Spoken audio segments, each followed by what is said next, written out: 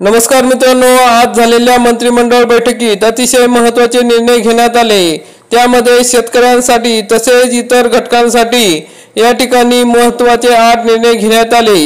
या बैठकीला मुख्यमंत्री एकनाथ शिंदे, उपमुख्यमंत्री अजित पवार तसेच उपमुख्यमंत्री देवेंद्र फडणवीस हे उपस्थित होते। यांच्या मार्गदर्शनाखाली या ठिकाणी हे निर्णय घेण्यात आले। तर मग ते महत्त्वाचे निर्णय कोणते आहेत त्याविषयी आपण सविस्तर माहिती बघणार आहोत।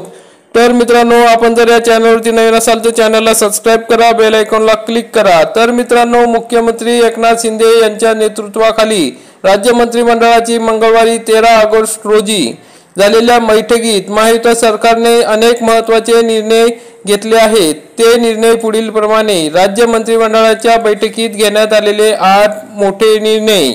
विदर्भ व मराठवाड्यात दुग्ध विकासाला गती देणार, 149 कोटी रुपयास मान्यता।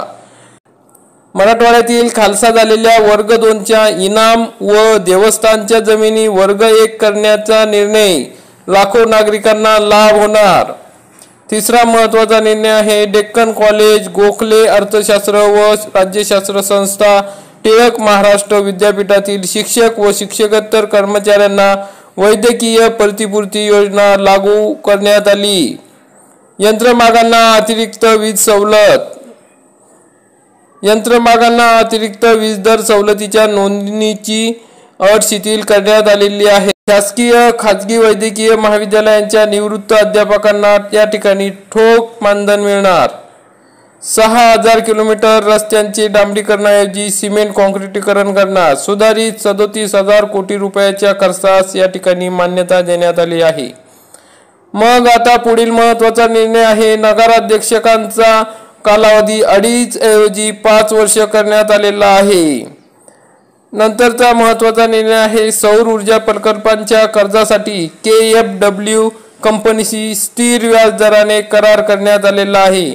तर मग या मित्रांनो, अशा प्रकारे सामान्यांच्या हिताचे, शेतकऱ्यांच्या हिताचे महत्त्वाचे 8 निर्णय या ठिकाणी घेण्यात आलेले आहे। तर अशा पद्धतीने हा महत्त्वाचा व्हिडिओ होता मित्रांनो। या ठिकाणी राज्य मंत्रिमंडळ बैठकीत हे निर्णय घेण्यात आलेले आहेत। तरी हा व्हिडिओ जास्तीत जास्त शेअर करा, चॅनलला सबस्क्राइब करा। जय हिंद, जय महाराष्ट्र।